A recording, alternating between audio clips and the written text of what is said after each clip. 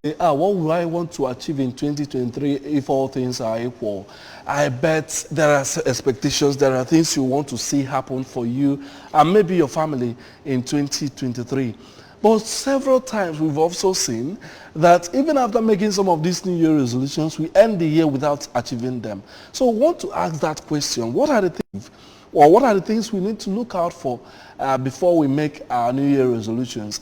And that is what we are doing under the topic New Year resolutions, yes or no? Because some of us might have been discouraged because you couldn't achieve those of other years. Then this year I'm not going to. Some are saying, yes, even though I've not achieved them, let me just write them down. Let them be pointers for me for the new year. We want to say, as the day is ending today, we want to say, as the day is coming to an end, how do you walk into 1st of January 2022? And I have no other person to speak to us than a minister of God. He is also being into helping people, coaching young people to grow and helping people achieve their goals. Prophet Emmanuel Okeke, you've been a regular on this show. It's nice having you again after a very long time.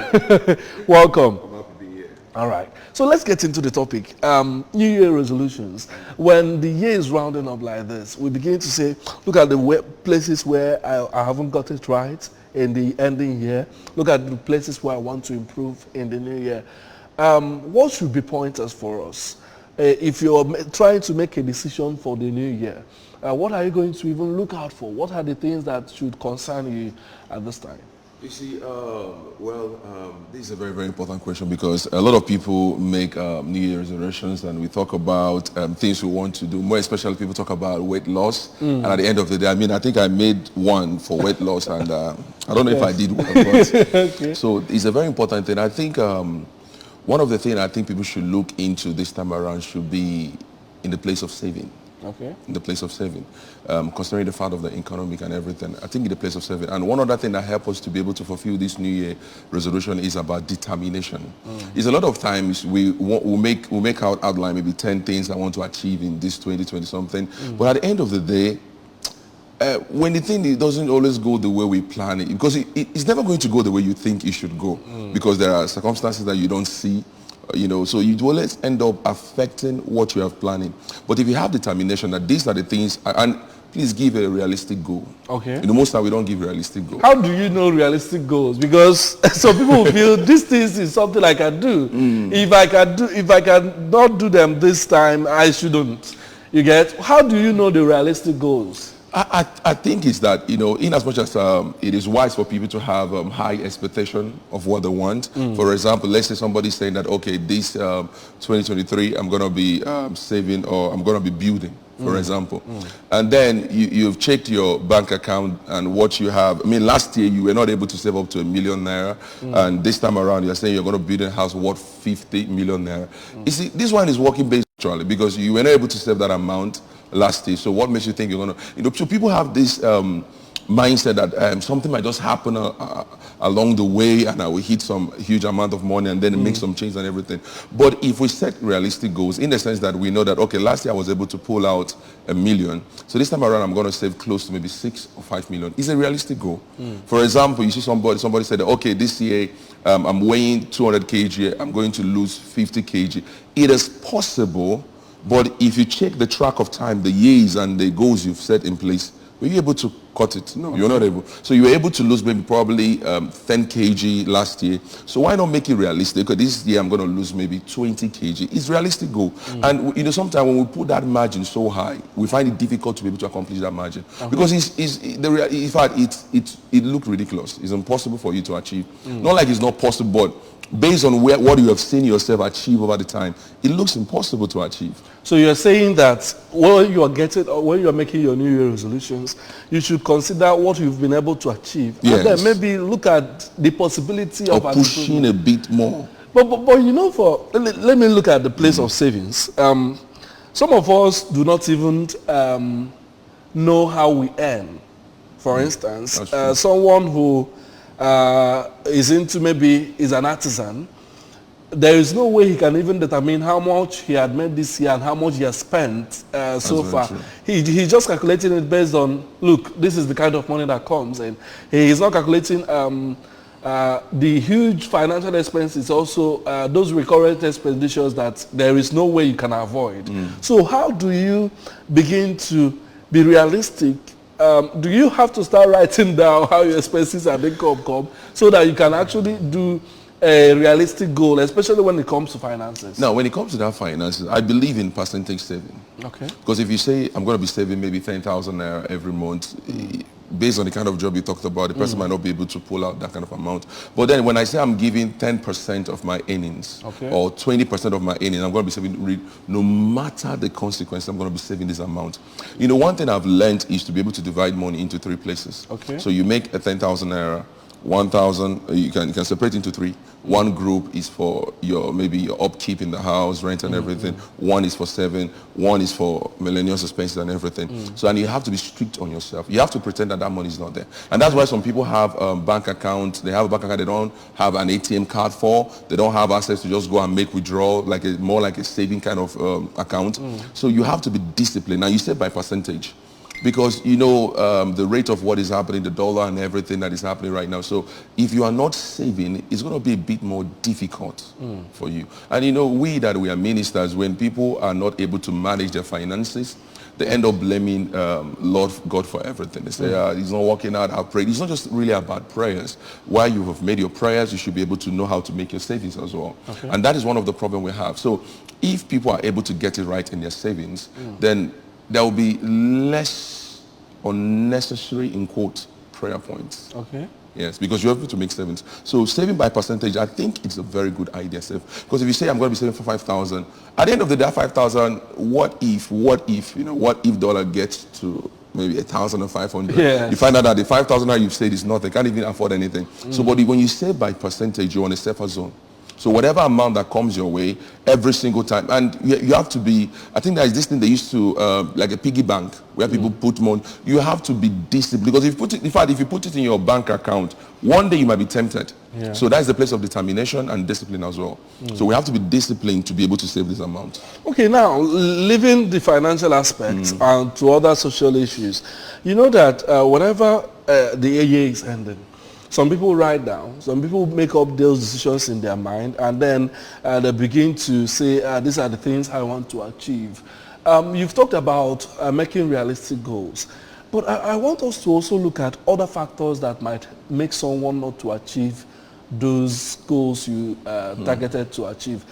You've talked about determination and all those. Is there any other factor? Is there any other thing that hampers someone's ability to achieve whatsoever targets the person have made? Yes, there are quite a lot of things that can actually make someone not be able to achieve. I mean, nobody plans for outbursts of disease.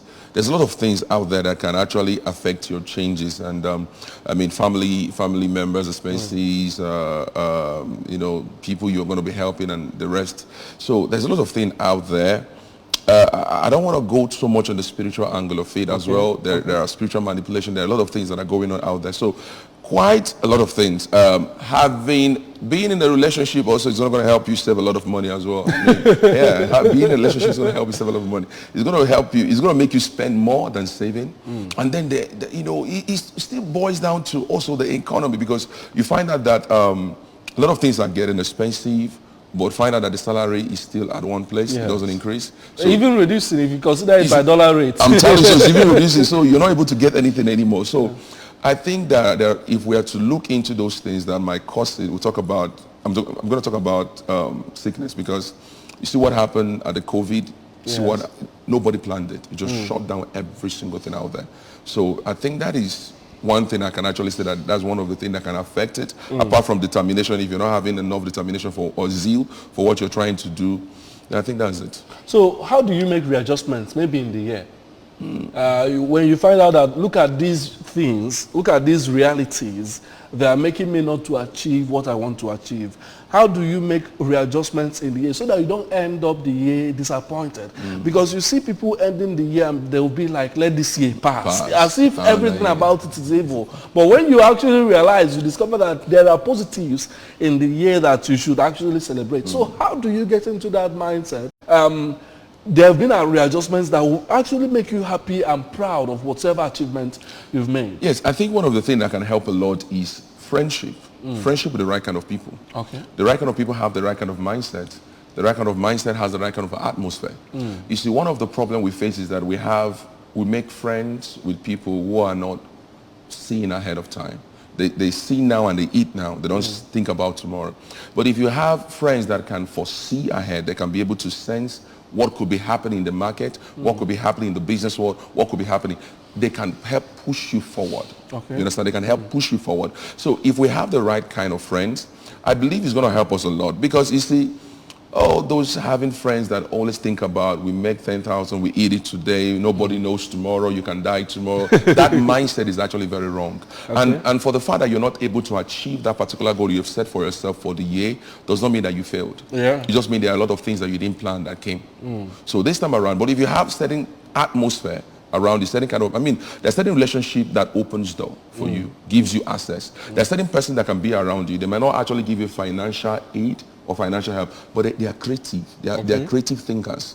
So having the right kind of person, I have, for example, I have an uncle of mine. He will never call you and say, sit down and take 1 million or 2 million. No, he doesn't do that. He gives you ideas. He tells you, Emeka, it's time to move forward. Get a land, okay, start building. And you're saying, where am I going to get the money from? He said, just have faith, it's going to come.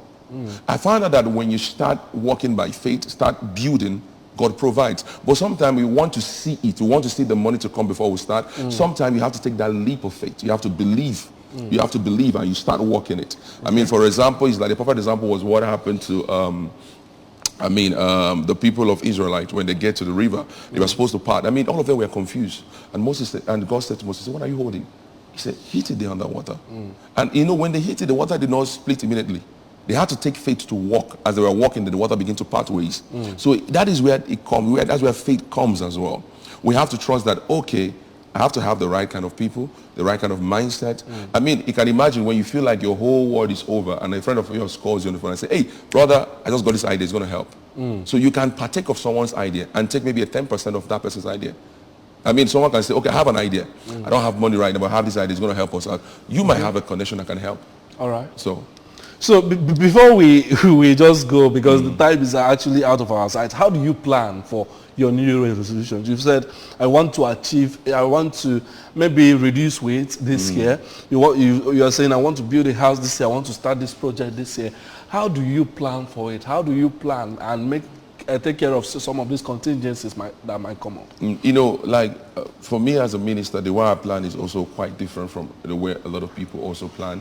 How I plan is that before the year, I spend time in the place of prayer.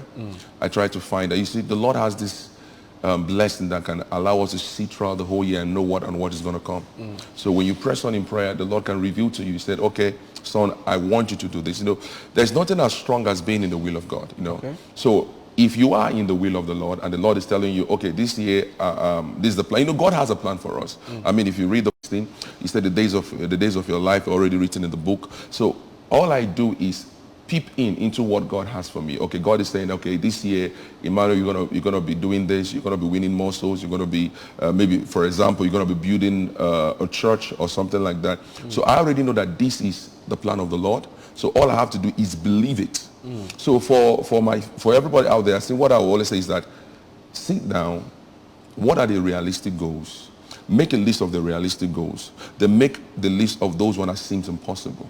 So even if you don't, I think they say aim for the moon. That even if you fall, if you don't get the moon, you get the sky or something like that. So, or aim from the stars. So aim for those ones that seems impossible, but could be possible. But while you're aiming there, you find out that at the end of the day, even those ones that seems impossible, you end up achieving the ones that are realistic.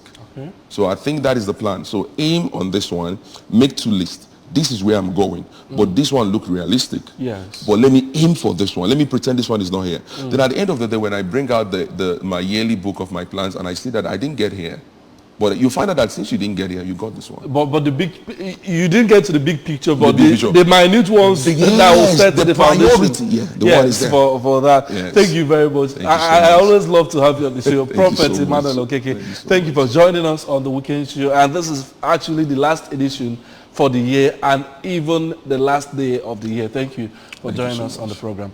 All right, now, so you've heard him. The new year is something, you might have regretted 2022. You might have said, this is not where I'm supposed to be. But the truth is that 2022 also presented their big opportunities that we might not have seen because we didn't prepare for it or we didn't plan for it.